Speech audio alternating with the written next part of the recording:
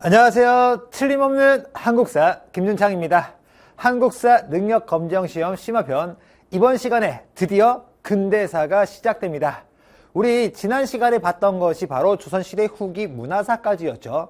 그래서 지난 시간까지 공부가 잘 되어 있다면 우리가 많게는 30문제까지 맞출 수 있고, 그 이후에 근대사가 시작된다라고 하는데 보통 사람들이 이 시기를 개항기라고 표현을 합니다.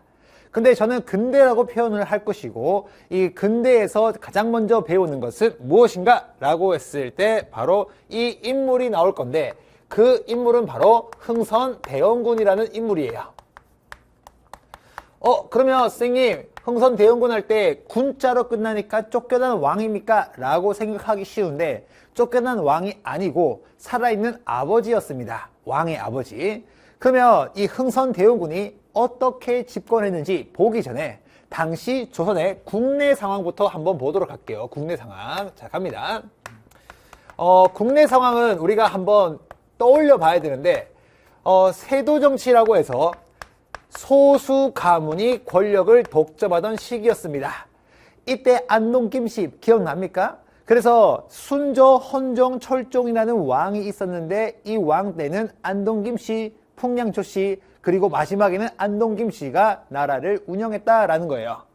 그러면 이 흥선대원군이 집권할 때는 누가 있었다? 안동 김씨가 실세 중에 실세였고, 이들이 권력을 독점하다 보니까 어떠한 문제점이 있었냐면요, 3가지 세금 제도가 문란했대요. 그래서 우리는 이것을 갖다가 삼정의 문란, 이렇게 우리가 배웠던 것이고요. 여기 나오는 삼정, 3가지 세금 제도는 무엇이 있었을까라고 했을 때 한번 떠올려 볼게요. 첫 번째, 전정, 땅에 대한 세금입니다. 그 다음에 군대 가는 대신에 군포 내는 거, 군정이었고요. 그 다음에 원명칭은 환정이 맞지만 교과 과정에서는 환곡이라고 표현합니다. 환곡. 그래서 환곡이라고 해서 관청에서 곡식을 빌려주고 갚도록 하는 제도, 이렇게 3가지 제도가 있었다라는 겁니다. 됐죠? 그 다음에 또 어떤 게 있었냐면은 그 동학하고 서학이 유행했어요.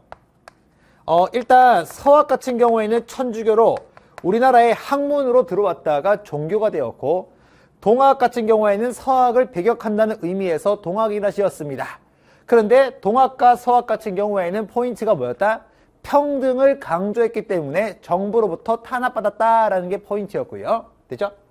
그러면 이 흥선대원군이 즉위하는 과정을 한번 볼게요. 자, 세도정치기의 마지막 왕 철종이 있는데, 이 철종 같은 경우에는 비교적 나이가 고등학생입니다.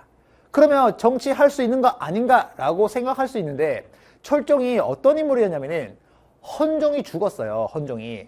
그러다 보니까 이 당시 소수 가문들이 허수아비 왕을 찾아야 되는데 마땅한 사람이 없을까라고 찾다가 강화도에서 몰락한 왕족으로 살고 있었던 철종을 찾아간 거예요. 그래서 이 철종은 원래 강화도령이라 불리면서 그날도 어김없이 농사 짓고 나무를 하고 있는데 관군들이 이제 대규모로 몰려왔대요. 그래서 철종은 나를 죽이러 온 겁다 라고 해가지고 그 자리에서 런닝맨 한번 찍어요. 그래서 관군이 잡으러 오면은 철종이 막 도망을 갔대요. 도망을 가다가 관군이 가까이 오니까 무릎을 꿇고 살려달라 그래요. 그때 관군이 반전으로 뭐라고 했냐, 전하시다 라고 하면서 모셔갔다라는 거예요. 그러니까 철종은 지금까지 정치라는 것을 해본 적이 없는 상황에서 왕이 되었으니 안동 김씨에 의해서 휘둘릴 수밖에 없었다라는 겁니다. 그런데 이 철종마저 후사, 남자인 자식을 낳지 못하고 죽었다라는 거예요. 그러니까 누가 고민할 수밖에 없느냐, 안동 김씨는 고민할 수밖에 없었다는 거예요.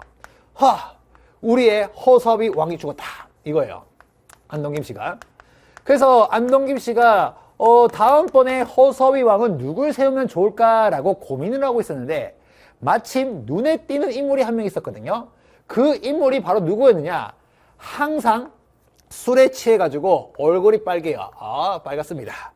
그리고 눈도 해롱해롱합니다. 해롱해롱해요. 이 자가 누구였냐면은 바로 흥선대원군이라는 사람이었어요.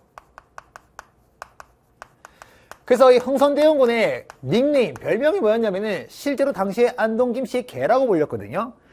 왜 그런가 하니까 안동 김씨가 술 먹고 있다가 고기 던져주면은 월월 짖으면서 가가지고 고기를 주워 먹었대요. 손도 안 대고.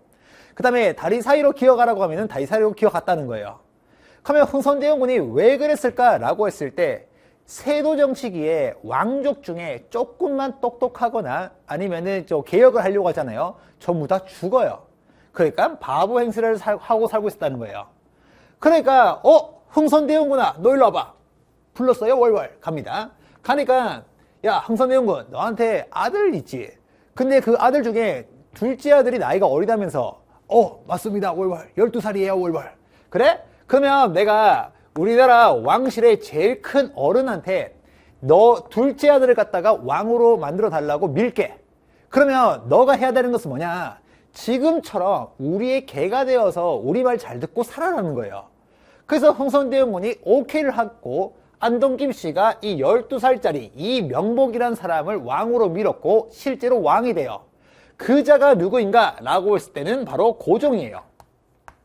그러면 고종이 12살의 나이로 왕이 되었다 이겁니다. 그러면 조선시대의 법도에 따르면은 나이가 어린 왕이 즉위했을 때는 살아있는 아버지 또는 어머니가 대신 정치예요. 그러면 살아있는 아버지가 누구다? 바로 흥선대원군이었고 흥선대원군은 자신의 아들이 왕이 되고 자신이 권력을 차지하자마자 술이 깨요. 먹었던 술이 다 깨고 엄청난 카리스마의 소유자로 변신을 합니다. 그래놓고 난 뒤에 뭐다? 안으로는 안동김 씨의 세력을 눌러버리고 그 다음에 왕권을 강화시키기 위한 정책을 펼치고자 했고 그 다음에 안동김 씨에 의해서 삼정의 문란 때문에 백성들의 삶이 힘들죠. 민생 안정을 위해서도 노력했던 인물이 바로 흥선대원군이다 라는 거예요. 됐죠? 그러면 이 흥선대원군의 안으로의 정책을 우리가 한번 살펴봐야 되는데 한번 보자고요. 자, 대내 정책이라고 부를게요. 대내 정책의 모토가 되는 것은 두 가지가 있습니다. 첫 번째가 뭐냐? 왕권 강화 정책이다라는 거예요. 볼게요.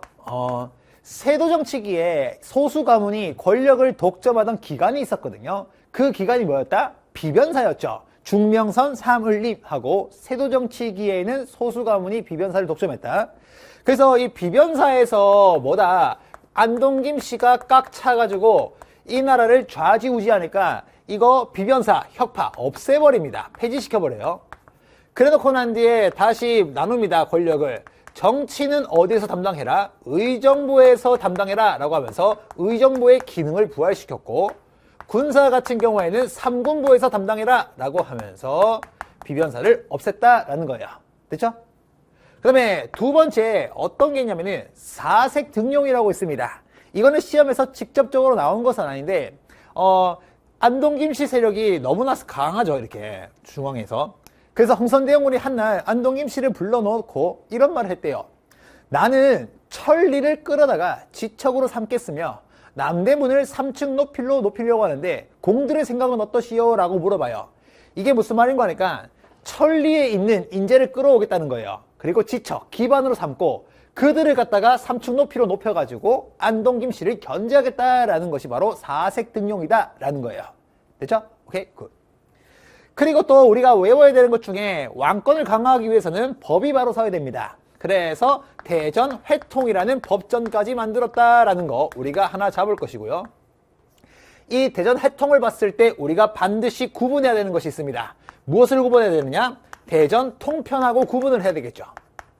이 대전 통편 같은 경우에는 누구의 업적으로 우리가 배웠냐면은 정조의 업적으로 배웠다는 거예요. 그러면 스님 헷갈립니다 라고 할 수 있는데 이렇게 가면 됩니다. 자, 흥선대원군 할 때 히읗자죠. 대전 회통에서 히읗자로 따라오는 겁니다. 됐죠? 이렇게 잡아주시면 될 것이고